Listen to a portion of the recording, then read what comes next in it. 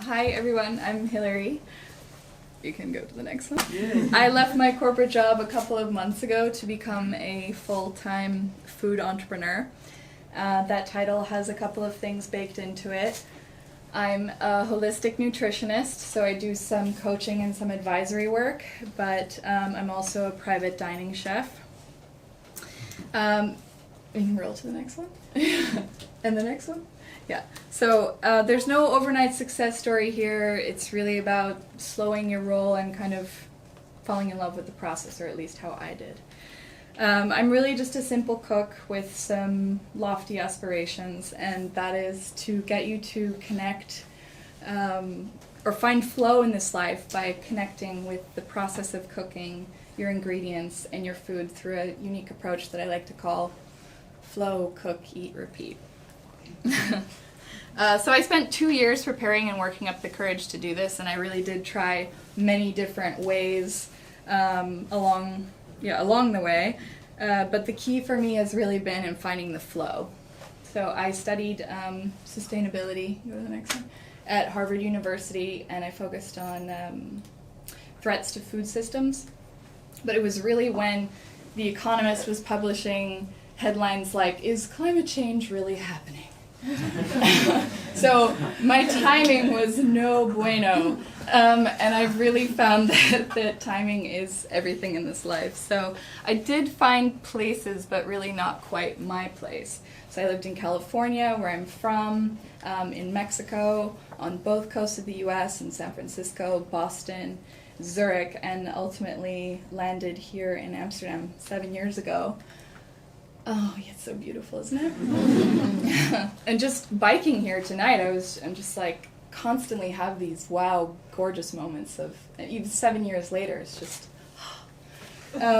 so yeah, and I really, in looking for my place, I found that it was here and really right under my nose with I'm missing one. That's okay, leave it there for now. With a beautiful craft that I practiced almost daily, which was cooking. And Amsterdam is unique in the way that it really nurtures entrepreneurs. And unlike any place I'd ever been before, there are so many people living these kind of alternate paths, and that's kind of nurtured here. And I had never experienced that, where these like traditional definitions of success and how you're supposed to function in society seem to not apply to like a whole group of people who are just, the odd day when I was sick and dragged myself to the Albert Heijn and saw what seemed to be my peers just cruising, having coffee. I'm like, where do they work? So I started with a couple of pop-ups in Amsterdam, doing brunches and dinners and some private dining. And I also participated in Restaurant Day, which I don't know if you guys know it, but if you don't, check them out on Facebook. It's a great movement that started a couple of years ago, where basically the entire city turns into many, many pop-ups. So home chefs are opening up their place, real chefs, classically trained chefs are doing special events. And it's just, I think it's a really interesting way to get in touch with the grassroots of what's happening in the food movement in Amsterdam. But then, yeah, so I even did a startup cafe menu concept and design with my friend Kat Laporte, who's here tonight from Trust Cafe. But we can move to the next. Yeah, so with cooking, I had found this place where my mind would quiet and I could really just get into the zone. And I had found flow. And I don't know if you guys are familiar with The Happiness Project. It's a book by Gretchen Rubin, or the documentary Happy, came out in 2013. Both of these cite flow as one of the most important tools to achieving happiness, and really more tapping into a joyful state of being, or happiness is really a state of mind, it's temporal. But yeah, so what is flow? Flow is a lucid yet blissful and clearly focused state. It is nearly meditative, but wide awake. It's restorative, and it is really intrinsically linked to finding joy and fulfillment in this life. It can be found in the most mundane things, in a whole host of activities, but especially in cooking, where you have a clear goal and a purpose. That's not exclusive. You can also tap into it through yoga and running. Let's move past that next one. Yeah. So why I promote flow through cooking and conscious eating is because I think it's the one activity that we all must do every single day, and it's the one activity that has the highest impact on our well-being and on the environment. So we make some of our most important environmental and societal decisions every day with what we choose to put into our bodies. We vote with our spend if something is sustainable, if something is healthy. We vote for community if it's shared, and further, how that food is prepared and how it got to you. So much like starting a new year or having a big birthday represents opportunities to do something differently or better, I think that cooking and conscious eating gives you 3 opportunities a day to do something differently. And it can be as small as living with, oh yeah, a couple more. Sorry. That's okay. One more even. Yeah, living with more consciousness. So that brings me to cook. Next one. Great. You're going so fast. It's okay. I was going for the pecha kucha like every 20 seconds or so. Anyway, so cook. So even if you're a raw foodist, and I was that for the better part of a year, someone has spent hours chopping, cooking, soaking, sprouting the food that you're eating. And for the rest of us, you or someone connected to you by the sheer act of touching and preparing your food, heating it, has cooked. So this represents a transfer, let's hold it there. Oh. This represents a transfer of energy and of intention. So from the scientific conversion of heat into, or energy into heat, to the more esoteric good vibes, really. So cooking is a beautiful thing. Let's leave it there. Oh, good. Leave it there. Leave it there. Yeah. So it's science, it's art, it's a bit of magic, it's alchemy, and above all, it is this beautiful process. It's nourishment, it's family, it's generational and modern. It's friends, it's festive, and it is spare. Yeah, but it can also be mundane and everyday, and yet it can also be messy, creative, and imperfect. So you may think that you don't have time to cook most days, and honestly, I don't either, even despite how much I love to do it. But that doesn't mean that you can't connect with the process a few times during the week, and at least express gratitude and have awareness for the food that someone did cook for you, if you're not a home cook, or if you're not into it at all. So many people ask me how I learned to cook, and I'm not we can go on. Yeah. Ooh, back. Yes. I'm not a classically trained chef. I'm a home cook who learned from some incredible women in my life. And so garnering kind of generational expertise and shared knowledge is how I learned. But practicing the craft and sharing what I am learning and learning more from others is how I hope to achieve mastery. So that brings me to repeat. Yeah, we can go to the next one even. So mastery comes with practicing your craft. Every day if possible. Cooking, health, and flow are forms of spiritual fitness. And just like physical fitness, you can't hope to do a sit-up a week and achieve or maintain a strong core. You have to get in touch with it a little bit. So developing a conscious practice. And there are several ways to do that. So tap into the flow. You can move on. Yeah, simply by cooking. With your ingredients, your tools, a recipe, or your audience? Oh, go back. Let's stay there for a minute. Yeah. Looked like ingredients. Okay. How do you do this? Find a recipe that inspires you. Recreate an old favorite, or better yet, you can visit Hilary Eats for some inspiration. 2. Jesus, I'm sorry. That's My okay. computer is really, You can go to the next one. And the next one. Those my Hilary Eats. Next one? Yeah, okay. So 2, make conscious purchasing decisions. Okay?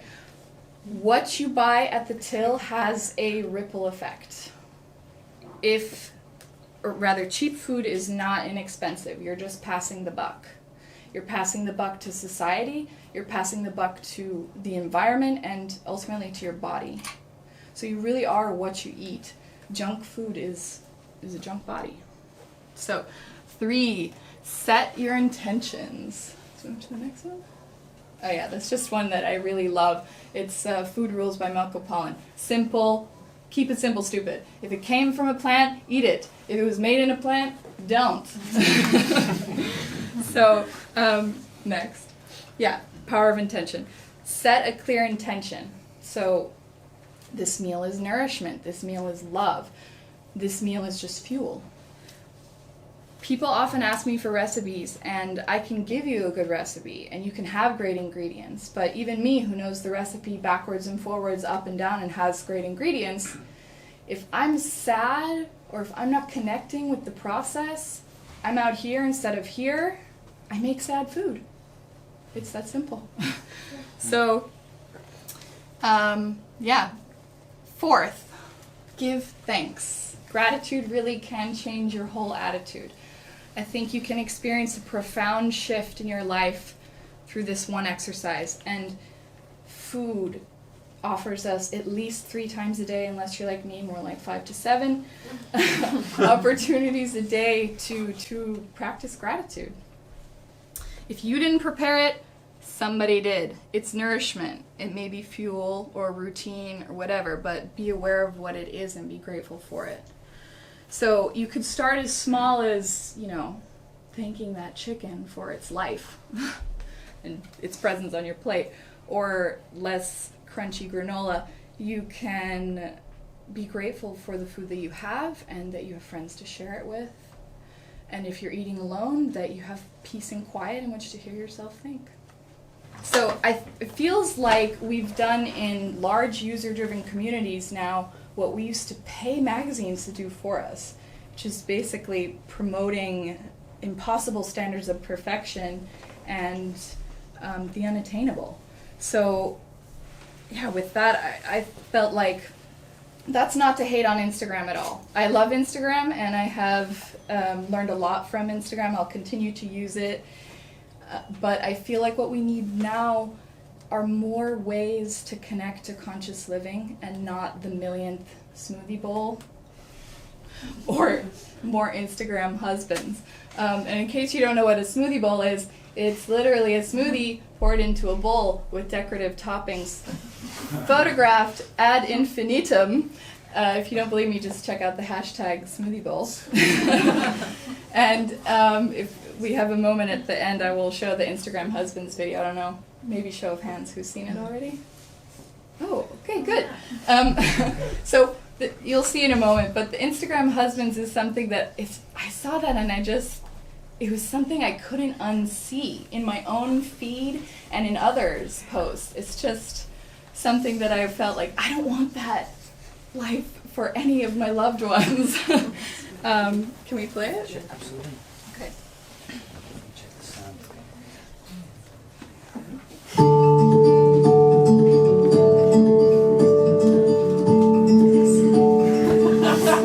My name's Jeff, and I'm an Instagram husband.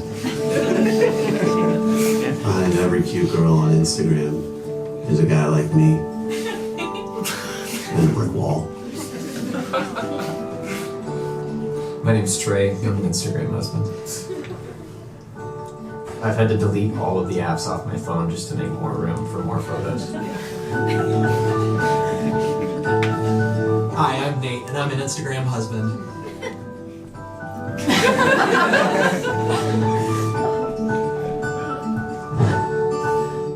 love my life so much. My job in pictures is to make her look good. I want you to just take a picture like higher. No, higher. Babe, higher. I'm basically a human selfie stick. Go. Last year for Christmas, I actually got her a selfie stick. And then she got mad at me because she thought I was just trying to get out of taking photos. Of course, I'm trying to get out of taking your f***ing photo. What are you doing in here? Taking a picture of all your stuff? Yeah, this is a good moment. I support that. Wait just a second. I should probably comment on this. It helps me out if I'm the first one to comment. Cute. It's a pretty big problem. We take so long to get anywhere because we're taking pictures of our feet. Shoe pick. No, this one's better. No, stop. Move your foot. Okay, can we hold hands? One more. I like this leaf right here. Yeah, we used to eat our food. Now we just take pictures of it. No! You can't do that! I haven't taken a shot of that yet! God, we have to show everybody how we enjoy our life together. If you or someone you know is an Instagram husband, help is out there. Go to InstagramHusband.com and see how millions of men just like you have found hope. I'm an Instagram husband. I'm an Instagram husband. I'm an Instagram husband. I'm an Instagram husband. Babe.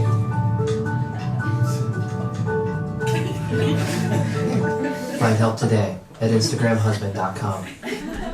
Okay, so yeah, it's now you can't unsee it either. And I was for sure guilty of it. But yeah, so what's next for me is to really go deeper and connect more with the flow, cook, eat approach and share my learnings and inspired recipes with more people and help more people tap into the flow and connect. Yeah, and now we're ending here. Also, I aim to be part of this really fantastic food movement that we've heard about this evening already from Riyadh in Amsterdam, where the last 5 years have seen an explosion in the city, in the food scene, which is awesome because we have all these great new places to go and check out. From the novelty of like the Kaas, which the one place in the city where there was food being grown on site and served, to a whole host of healthy places popping up all over the city now, like the cold pressed juicery, Yay, Amsterdam in the Pipe, Beter and Look and Oost. Lots of good things. We're in a budding place of food innovation. I read an article in the Parool last December that said, and I would like to see the math on this, but I still think it's quite cool, that 4 new restaurants open every week in Amsterdam. I mean, in our tiny city, that's pretty impressive.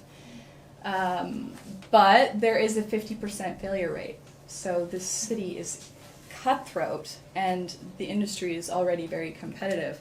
And I think to stand out, and we've heard this echoed already from what Riyadh said, is that you have to have a kind of a disruptive business model to the status quo. And I feel like you have to have a really honest product. So with that in mind, I hope to open a place in Amsterdam where my kind of Mexican, Japanese, Korean, funky fermented foods and their philosophy behind it is accessible to more people, and I hope you guys will hold me to it.